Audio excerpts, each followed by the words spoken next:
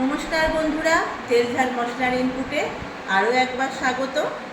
বর্ষা প্রায় এসেই পড়েছে সব জায়গাতে, আর সেই জন্য একটু ব্যবসা, গরম, বৃষ্টি, প্রচণ্ড গরমে রোদ্দুর, এই সব মেঘের আর রোদ্দুরের আলো ছায়া নিয়েই এখন চলতে হবে।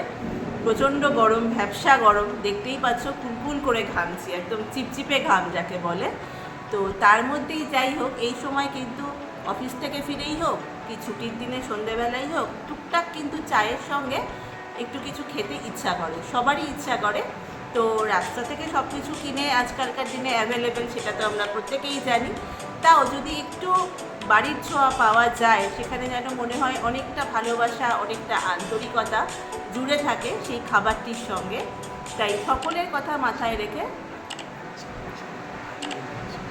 আর চপ শিল্প তো অনেক কিছু, যাই হোক সেটা নিয়ে অনেক বিতর্ক আছে, কিন্তু অথেন্টিক যে আমাদের বাঙালিদের চপ, সেই বিষয়টা কিন্তু আমি কলকাতায় যেয়ে খুব মিস করি। মানে আগে যেমন প্রত্যেকটি মোড়ে মোড়েই একটি করে তেলে ভাজার দোকান থাকতো, সেটা কিন্তু এখন একেবারেই বিলুপ্ত প্রায়।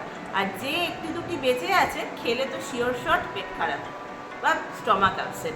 যাই হোক, কিন্তু আমাদের ছোটোবেলা বা আমরা যখন সদ্য কলেজে পড়েছি, তেলে ভাজা কিন্তু একটা মানে কম্পালসারি এবং বিখ্যাত বিখ্যাত দোকান কলকাতা শহরে কিন্তু ছড়িয়ে আছে, শুধুমাত্র তেলে ভাজার জন্যই তারা সুপ্রসিদ্ধ ছিলেন। যাই হোক, অনেক বেশি বকবক করে ফেললাম। আজকে আমার তেল ঝাল মশলার ইনপুট নুপুরের কিচেনে রয়েছে সয়াবিনের চপ, একদম চপ, কোনো কাবাব নয়, কোনো অন্যরকম টিকিয়া কিচ্ছু যায়নি। আমি দেখে নাও, এই যে মুড়ির সঙ্গে দুটো কাঁচা লঙ্কা, পেঁয়াজ, আর একদম যেরকমভাবে আমরা আলুর চপ বানাই ঠিক সেইভাবেই কিন্তু আমরা বানিয়ে নিয়েছি আজকে ঘরে সয়াবিনের চপ।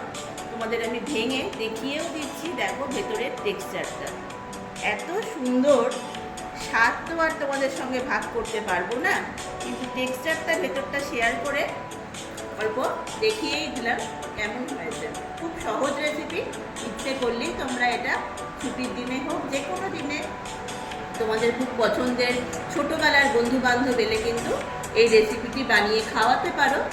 কোনো বার্গার, পিৎজা, এনিথিং, কেএফসি, সবাইকে বলে বলে 10 বলে টেক্কা দেবে বাঙালির বিখ্যাত নস্টালজিক যেটা তেলে ভাজা আলুর চপ বেগুনি। আজকে আমার প্রিপারেশান হচ্ছে সয়াবিনের চপ।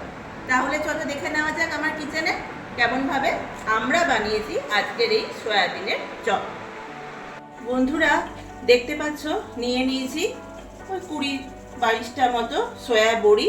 গরম জলে আমি এটা সোক করে নিয়েছি, ফোটানোর কোনো প্রয়োজন নেই।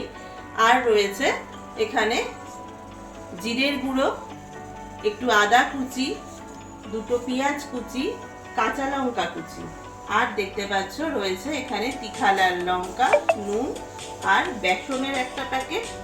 তো আর রয়েছে প্রেসার কুকারে সিদ্ধ আলু। তো আলু সিদ্ধর সাউন্ডটাও পাচ্ছ, আলু স্টিমটা নেবে গেলে, যেটা হতে চলেছে আজকে সয়াবিনের চপ। পাকোড়া নয়, কাবাব নয়, বাংলার একদম চপ, সয়াবিনের চপ। কলকাতায় ভীষণ বিখ্যাত এক সময় ছিল, এখন আর পাওয়া যায় নাকি আমি বলতে পারবো না। তো প্রথমেই চলো শুধু সয়াবিনটা আমি একটু মিক্সিতে পেস্ট করে নিয়ে ফিরে আসছি। বন্ধুরা দেখো, সয়াবিনের একটা খুব ভালো পেস্ট বানিয়ে নিয়েছি। আর এইদিকে আমি 4টে মতো আলু একদম বয়েল করে নিয়েছি, এতে কিন্তু নুন টুন কিছুই দেওয়া নেই। তো প্রথমেই যেটা করব, এই বয়েলড পটেটো বা আলুটা আমি সয়াবিনের মধ্যে দিয়ে দেব। সয়াবিনের চপ শুধুমাত্র সয়াবিন দিয়ে বানালে কিন্তু অনেকেরই, যাদের অ্যাসিডিটির প্রবলেম আছে, সেটা হলেও হতে পারে। বাট যদি তার সাথে অল্প পরিমাণ আলু তোমরা অ্যাড করো, তাহলে কিন্তু সেই সম্ভাবনাটা একেবারেই থাকবে না। বৃষ্টি তো কলকাতাতেও টুকটাক হচ্ছে, আর একটু বৃষ্টির দিনে কিন্তু বাড়িতে বানানো স্ন্যাক্স খেতে আমরা সবাই ভালোবাসি। আচ্ছা, এবার আমি এতে দিয়ে দিচ্ছি, এখানে 2 রকম আদা আছে। এই সাইডে আছে আম আদা, এটা আম আদা কুচি, এই সাইডে লেফট সাইডে আর রাইট সাইডে নর্মাল আদা কুচি। খুব অল্প পরিমাণ, দেখতে পাচ্ছ 1/2 টিস্পুন করেই রয়েছে। তো এই দুটো প্রথমে আমি এখানে দিয়ে দিচ্ছি। তারপর আমি এখানে অ্যাড করছি কুচিয়ে রাখা গ্রিন চিলি। ঝালটা যেরকম খাবে অবশ্যই সেরকম দেবে। আর এই প্রসঙ্গে আরও একটা কথা আমি বলে দিচ্ছি, সেটা হচ্ছে লঙ্কাটা তোমরা পেস্ট বানিয়েও কিন্তু ব্যবহার করতে পারো, তবে মুখে একটু কাঁচা লঙ্কা পড়লে একটু ভালো লাগে, সেই জন্য আমি এটা কুচিয়েই ব্যবহার করেছি। রয়েছে এখানে দুটো মিডিয়াম পেঁয়াজ কুচি, সেটাও আমি এখানে অ্যাড করে দিচ্ছি ভালোভাবে। এবার আমি এতে অ্যাড করছি জিরে গুঁড়ো। এটা আমার বাড়িতে বানানো জিরে গুঁড়ো, তো সেই জিরে গুঁড়োটা এখানে এই ছোট টিস্পুনের মোটামুটি 1.5 টিস্পুন মতো আছে, সবটাই কিন্তু আমি এখানে ব্যবহার করে দিলাম।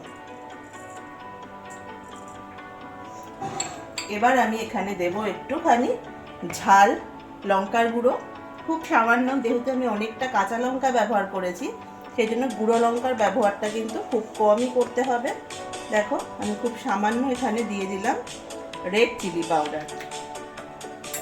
এরপর আমি দেব নুন, অবশ্যই সেটা স্বাদ মতন।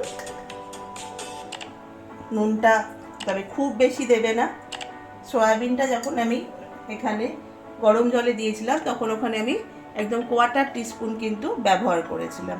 এবার এই উপকরণগুলো আগে ভালো করে আমি হাতের সাহায্যে মিক্স করে নেব, তারপর আমি বাইন্ডিংয়ের জন্য ব্যবহার করব বেসন।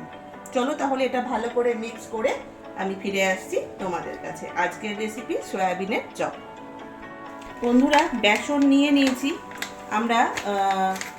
টুকটাক করতে করতে ডিসিশন নিলাম যে প্রপার আলুর চপ যেভাবে হয় আজকে আমরা সেইভাবেই এটা বানাবো। সেই জন্য ওই যেটা আমরা মন্ডটা বানিয়েছি ওতে আর বেসন দিয়ে আলাদা করে বাইন্ডিং করছি না, বেসনের আমরা একটা ব্যাটার তৈরি করছি।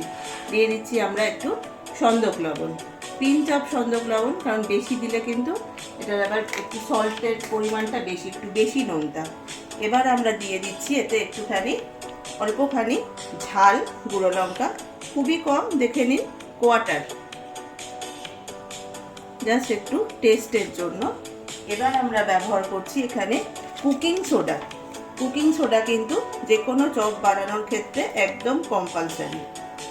এটা ভীষণ রকম ক্রিস্পি করতে ভালো লাগে।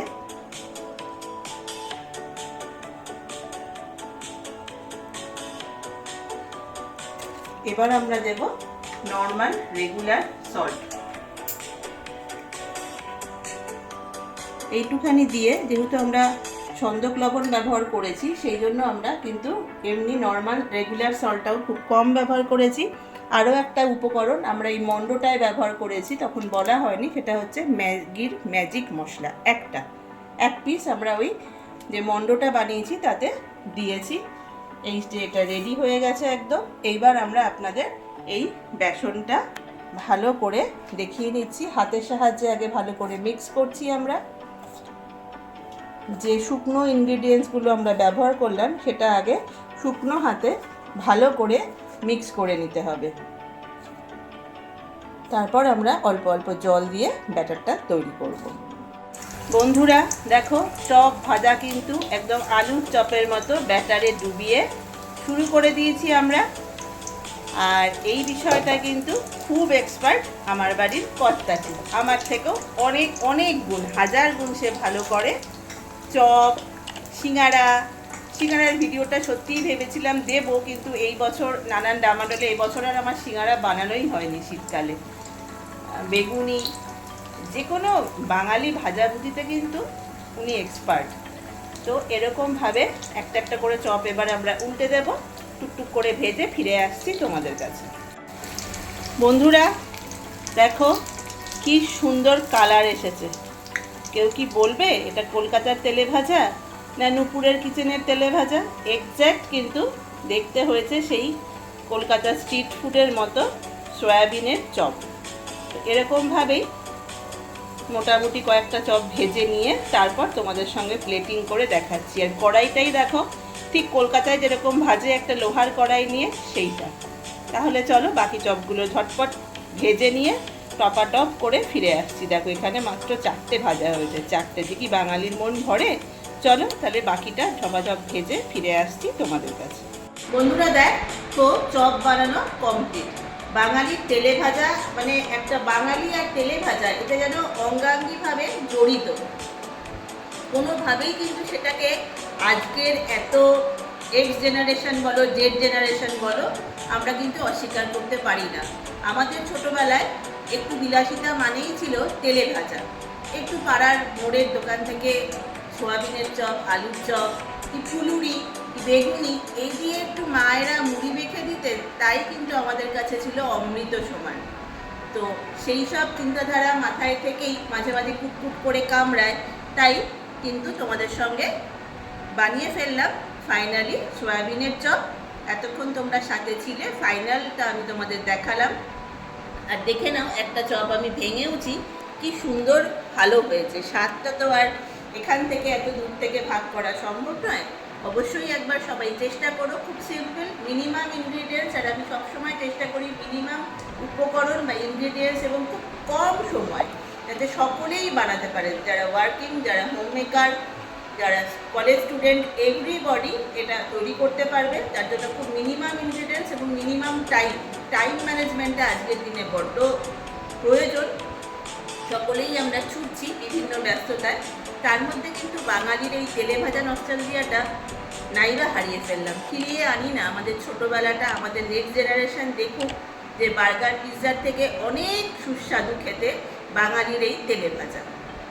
সকলের সাথে থেকো, সঙ্গে থেকো, আর প্লিজ প্লিজ অনেক অনেক শেয়ার, লাইক, কমেন্ট চাই। যারা নতুন আছো বা যারা পুরনো আছো, সবাই তোমাদের আত্মীয় স্বজন, পরিবার, বন্ধু সকলের কাছে আমার তেল ঝাল মশলার ইনপুটকে পৌঁছে দেবে, এই আশা নিয়ে আজ এই পর্যন্তই।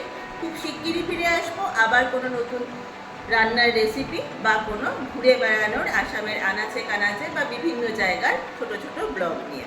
আজ এই পর্যন্তই। সকলে ভালো থেকো, সুস্থ থেকো, টাটা।